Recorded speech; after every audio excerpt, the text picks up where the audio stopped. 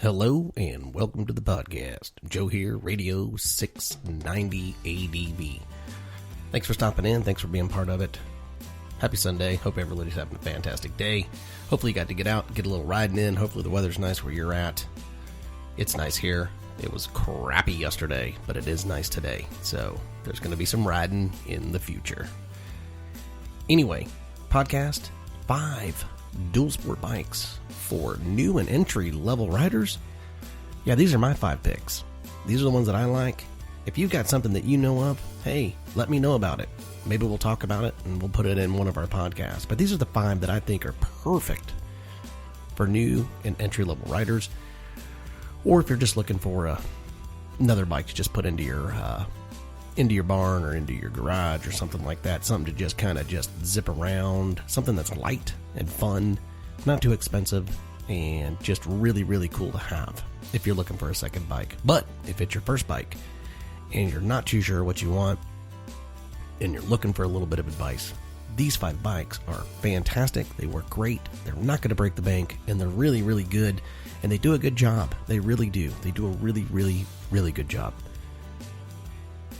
So, don't forget, subscribe to our podcast and our YouTube channel, youtube.com/690adb. Also, if you're on the iTunes and you're checking us out, man, leave us a feedback. Put a comment in there. It really helps us out on the rankings so other motorcycle riders can find us, especially if they're new riders. It really does help us out. I really would appreciate it. Thank you so very much.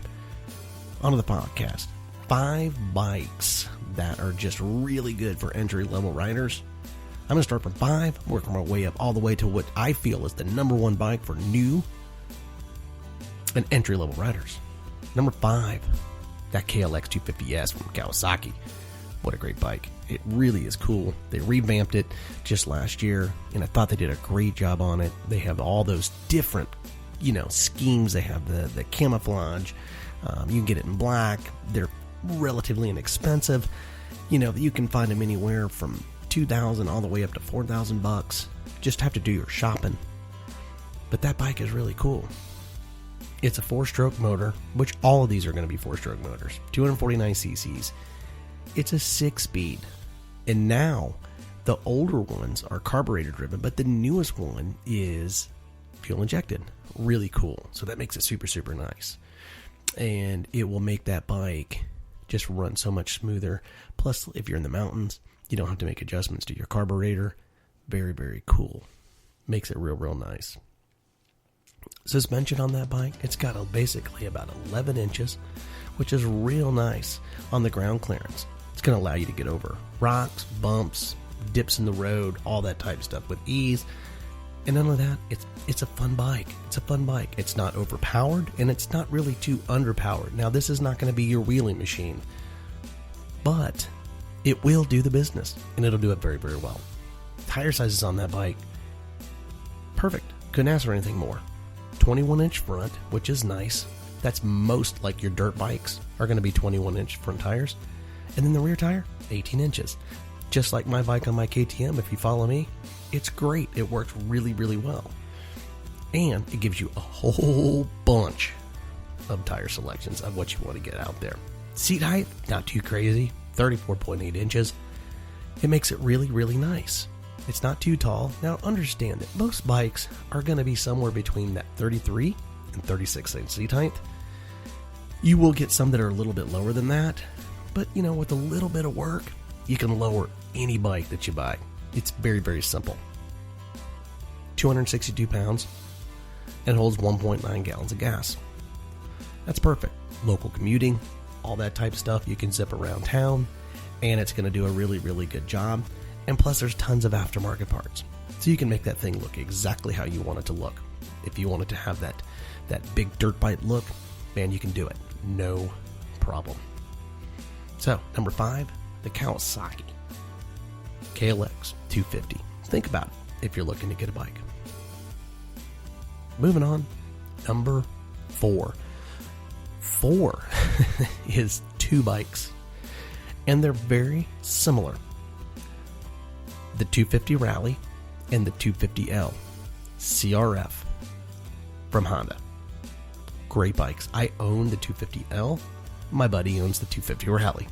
I've ridden them both. They're both fantastic bikes. They're great. Tons of aftermarket parts. You can get all sorts of things for them. You can make them what you want them to be. And they're fun. They've got really good power. They'll do what you want them to do. They're great for commuting. And they're cool look. They're just cool looking. They're just cool looking. 249 cc's on that bike. They are basically a 4-cylinder fuel injected bike, which again, fuel injection is great. The only downside to fuel injects, if you have to do any work on them, well, it takes a little bit of knowledge and a little bit of work, but that's okay. That's half the fun, working on your bike. Anyway, on to the power of the bikes. They're between 22 and 24 horsepower, depending on which bike you get. And that's plenty. I don't know how much, power people are looking for if you're a new rider. You see people all the time, they want wheelie machines, and you can wheelie on any bike. You can jump just about anything you want to jump. But the thing is we're talking like new and intermediate riders for these types of bikes. And these things are perfect. They really are. They do such a great job. They're really, really good bikes. The tire sizes for these bikes, both of them, 21 front, 18 rear. You already know me. That's my favorite selection. It allows you to have tons and tons and tons of different tire options that are out there. Makes it real nice. The 250L, that's what I have, 317 pounds. The Rally, 346. Now, the reason the Rally is a little bit heavier is it has a little bit more stuff on it. It's more road setup, but it's cool looking. Make no mistake, it is cool looking. But if you want that dirt bike look, go for the L. But the Rally is a little bit heavier. It holds more fuel, holds 2.7 gallons, and the L holds 2.0 gallons. So you've got almost about 3/4 of a gallon more on the Rally. That's going to bump the weight up. Plus, it's got a little bit extra stuff on it too. The windscreen fairing, all that type of stuff. It's going to add weight to it. It also makes it a little bit better on the highway. So if you're getting out and you're doing road work, that's probably the bike you're going to look at. If you want more dirt work, go with the L. But they'll both do the business. They'll both do a very, very good job. Seat height on those bikes, 250L, 34 inches. Rally, 35 inches. So about an inch difference between the two. But at the end of the day, not a big deal. You can lower these bikes if you have to. We're going to do a segment somewhere down the road, I don't know when, but we're going to talk about how to lower a bike. They're basically called bones, and you put them on, and it allows you to drop that back in down to get you an extra inch, 2 inches, and so forth. So, if you're thinking about a bike, and you want that real dirt bike look, a little bit more punch than that KLX, go with the Rally, or go with the 250L. You win either way, 100% on that one. Moving on, we're going to jump into Suzuki. Yeah, the DR200. You don't hear a lot about this bike, and it's really a cool bike. It does a really, really, really good job. It's not super powerful, but it does a good job. So, what is it? Yeah, it's a 190cc bike. It's a carburetor-driven bike, which makes it kind of cool because guess what? Very easy to work on. And if you have any clogs or anything like that, or if you're having problems, you can work on it. Super, super easy. Not a big deal.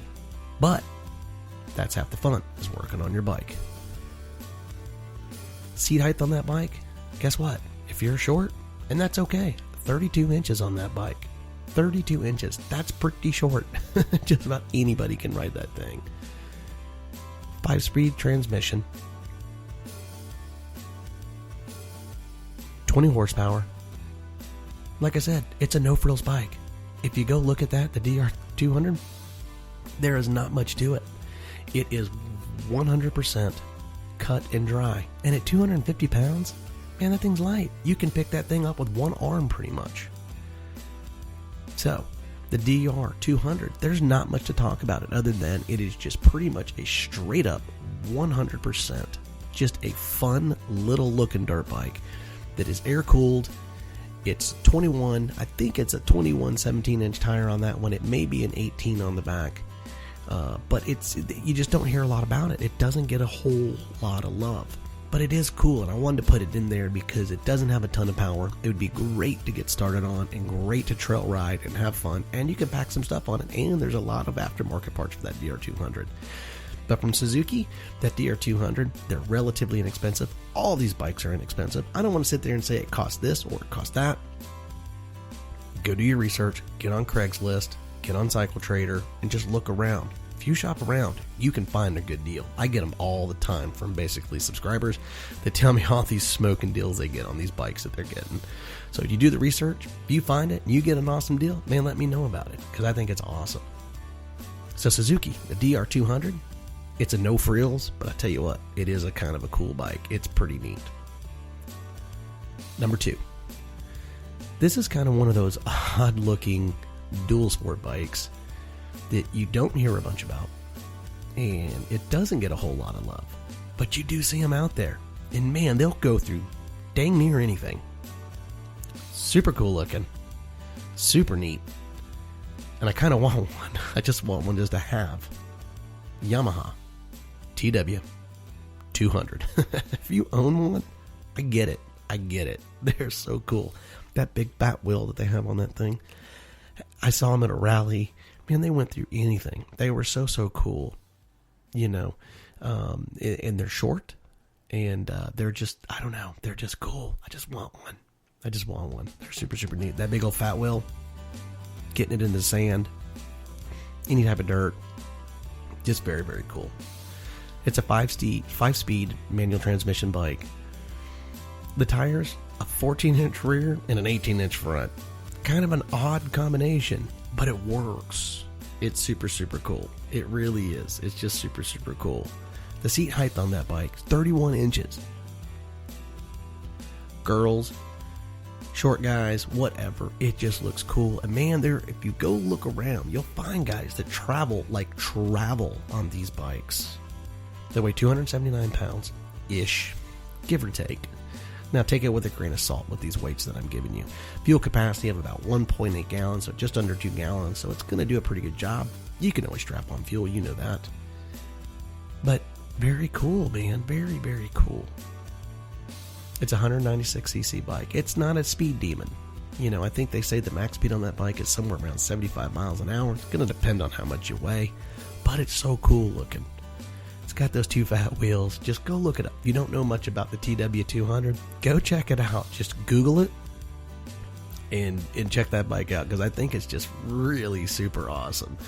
It looks neat, it fits the part, and it just looks like you could just have a blast on that thing. You could throw it up in the back of your pickup truck, put it behind your RV. Any of these bikes you could do that, but that just fits the part. That looks like a desert bike to me if you're just out in the sand because it looks like it just will do sand very well. And everyone I've ever seen just coasts right through the sand because of those fat wheels.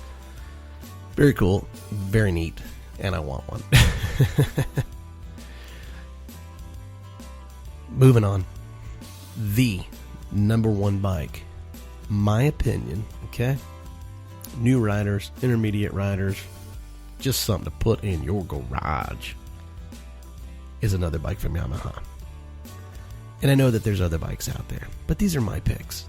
And most of these bikes I've either seen or have ridden. The XT 250, the little dual sport that can. It'll do just darn near anything. It's a traveling machine. It's an off-road machine. It's light. It's bulletproof. It's proven. It hasn't changed a lot in 20 years. It's just a great bike. I got to ride one. I got to play with it. And just magnificent. Such a fantastic bike. It's a single cylinder. All of these are single cylinders. 249cc bike. Fuel injected. Okay? The newer ones are fuel injected. 5-speed transmission. Okay? 2118 tires. Perfect. You can't beat that. All the tire selections on it. Air cooled. Yeah, that's pretty awesome. Here's the deal.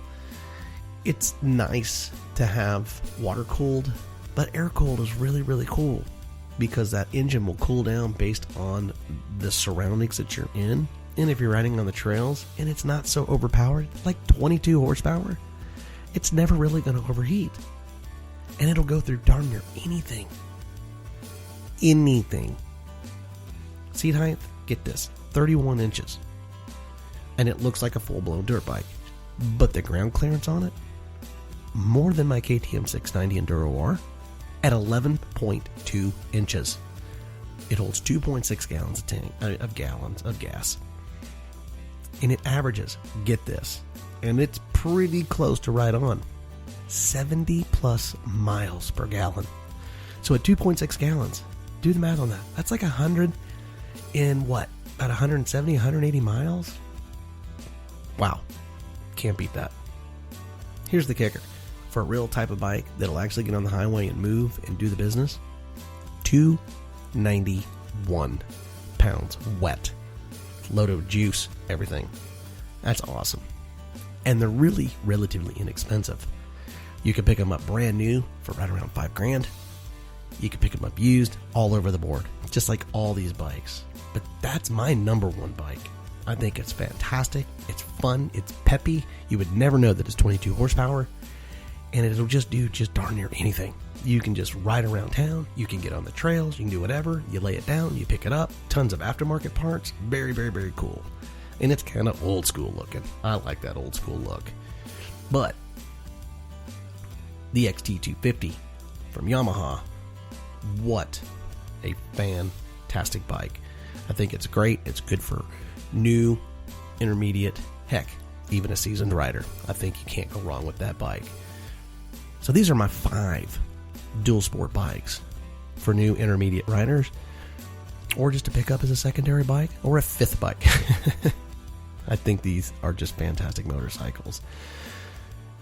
So if you're thinking about picking up a bike, or if you're just thinking about getting into dual sporting, these are great bikes that you might want to kind of think about and put it into your thought process.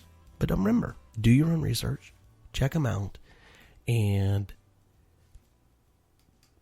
see what's right for you, and see what bike you think is going to work perfect for your adventures and your local travel. So, anyway, my name is Joe, Radio 690 ADV, 690adv.com,